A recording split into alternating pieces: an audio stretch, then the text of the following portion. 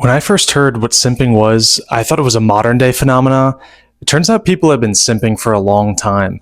And so today we're going to be talking about the top 5 simps from classic literature. If you don't know what a simp is, it's usually someone who is desperate for another person's attention and they try their best, but usually it is unreciprocated. But it's even more complex than that. There are 5 aspects of what makes a simp, and we're going to explore each one through a different character from classic literature. First up, we have Holden Caulfield from Catcher in the Rye. A major aspect of a simp is that they prioritize somebody else over their well-being, and if you've read Catcher in the Rye, you know that Holden really doesn't prioritize his own mental health. In fact, it just deteriorates throughout the entire novel. Even in the flashback from chapter 11, when Holden describes kissing Jane, he says this: "I was kissing her all over, anywhere, her eyes, her nose, her forehead, her eyebrows and all, her ears, her whole face except her mouth and all. She sort of wouldn't let me get to her mouth." It's just sort of pathetic, which is kind of an undertone for the entire simp archetype. And what makes this so pathetic is that Jane has essentially rejected Holden, and he can't take a hint. And that's usually what a simp does, is they are rejected time and time again, but they can't get over the person that they're after. They still cling on to them. And that's something that's going to carry through with every single example in this video. Next up, we have Frankenstein's monster. Not really one you'd expect, but chapter 17 makes it pretty clear. "You must create a female for me with whom I can live in the interchange of those sympathies necessary for my being. I demand a creature of another sex, but as hideous as myself. The gratification is small, but it is all that I can receive, and it shall content me. It is true, we shall be monsters, cut off from the world, but on the account we shall be more attached to one another. Our lives will not be happy, but they will be harmless and free from the misery I now feel. Oh, my creator, make me happy."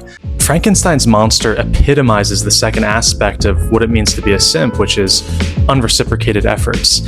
And we see this throughout the entire novel because really what the monster wants is just to be loved and accepted by his creator, Victor, and also by humanity in general. And it gets really pathetic at this part when he's begging his master, his creator, to create a mate for him that is just as horrible and hideous as he is. And what makes this so disturbing and sad is that he's very aware that his mate is going to suffer the same kind of fate that he's suffering, where he's not accepted by humanity, but he doesn't care. He's selfish, as a simp is. A simp just wants what a simp wants, doesn't care about the reality of the situation. In fact, a lot of times they're sort of disengaged from reality. They like the picture of something or the idea of something, but they don't actually understand what it means when they get it. Kind of like when the Joker talks about chasing a car like a dog. "I wouldn't know what to do with one if I caught it." But if you've read Frankenstein, you know that this dream of the monster never comes to fruition. Victor never creates the mate. He gets partway through it, but doesn't complete it. And really, this is just a lesson for all simps that simping never pays off. At number 3, we have Ophelia from Shakespeare's Hamlet. "And I, of ladies most deject and wretched, that sucked the honey of his music vows, now see that noble and most sovereign reason, like sweet bells jangled out of tune and harsh, that unmatched form and feature of blown youth, blasted with ecstasy. Oh, woe is me, to have seen what I have seen, see what I see." Ophelia exemplifies another aspect of what it means to be a simp, and that's lack of self-respect. To understand the quote I just said, we need to understand the context. Ophelia says this basically after Hamlet curses her and all women. He tells her to join a nunnery rather than become a breeder of sinners. That's pretty harsh. And although we can see Ophelia is distraught by what Hamlet has said and his descent into madness, really, she's still clinging on to this idyllic image of him. And that's what simps do. They take abuse time and time again, all because the perception of what they think they love outweighs the truth of what they see with their own 2 eyes. It's all quite sad, isn't it? Next up, at number 2, we have a character from my favorite novella of all time, Gregor Samsa from Kafka's The Metamorphosis. Now, if you aren't familiar with The Metamorphosis or what it's about at all, I'll read the first line to you now. As Gregor Samsa awoke one morning from uneasy dreams, he found himself transformed in his bed into a gigantic insect. Yeah, it's a strange story, but what's even weirder is how much of a simp Gregor was even before he transformed into a bug. You see, Gregor works tirelessly at a job that he hates in order to support his family and pay off their debts. Even after being transformed into a bug, he's only concerned about the well-being of his own family. Now, I don't want to give too much more of the plot away because for anybody who hasn't read this story, I think you probably should pause this video now and buy yourself a copy.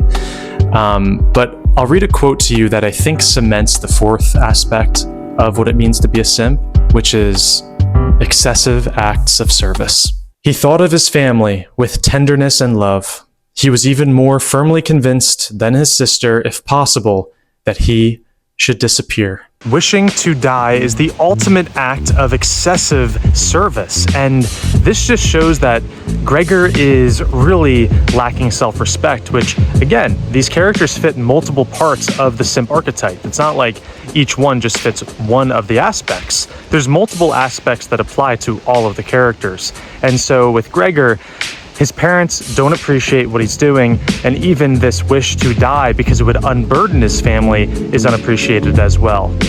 I also want to mention one other detail from the story that is just so simpy. The narrator tells us that before Gregor's transformation, he cut out a picture of a pretty woman from a magazine and put it in a frame and hung it on his wall.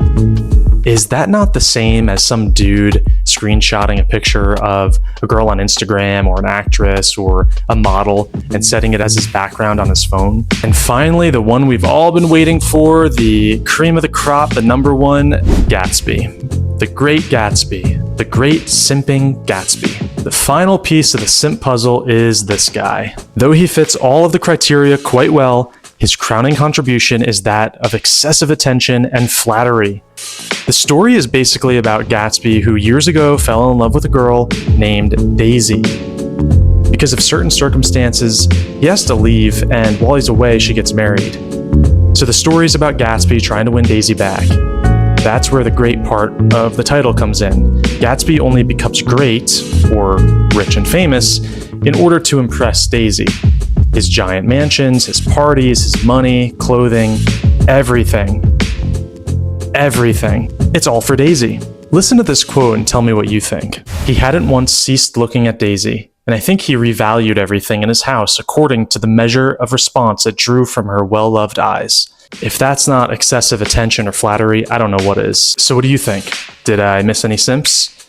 Let me know in the comments below, and thanks for watching.